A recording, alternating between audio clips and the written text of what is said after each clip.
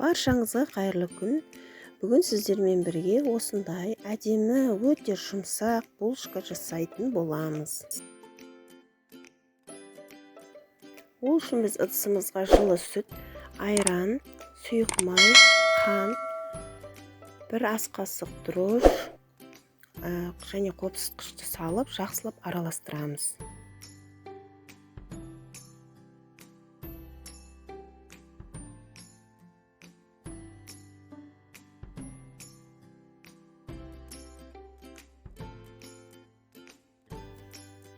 Одан соң алдын ала еленген ұнымызды аздан салып, осылай қасықпен былғастырамыз.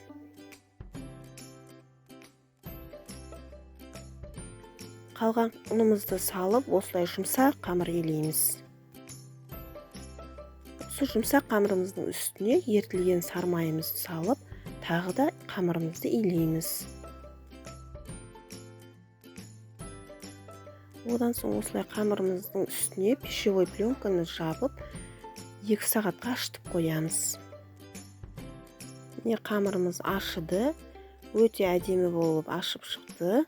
Енді осының үстін осылай қолымызбен қайтарып, қайта илейміз. Сонда булочкамыз өте әдемі, жұмсақ болып шығады.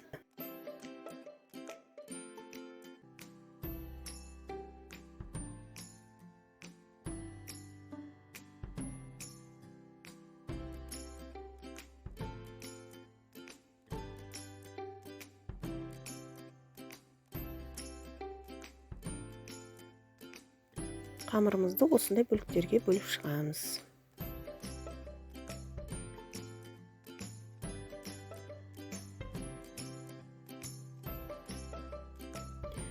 Осы менің каналымда көптеген рецепт түрлері бар, өте оңай, тіркеліп кетсеңіздер болады.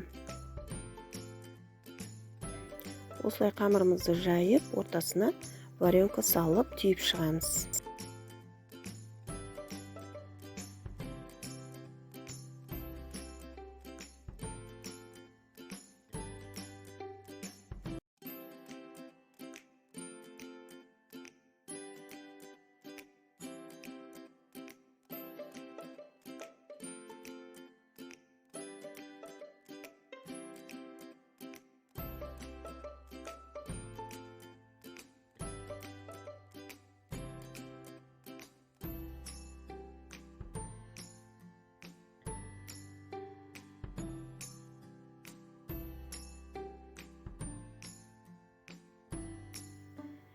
Екінші булочканың түрін басқаша қылып түйемін.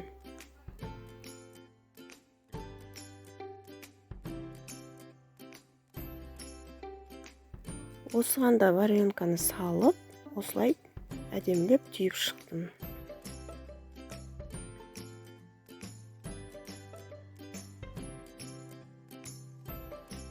Осы рецепт бойынша жасап көріңіздер міндетті түрде.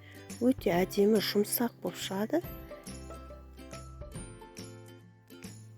Жұмыртқаның сарыуызына кішкене сүт қосып, жақсылап араластырамыз. Сүт қоссаңыз өте әдемі болып, беті жылтырап шығады. Одан соң булочкамыздың үстіне осылай жағып шығамыз.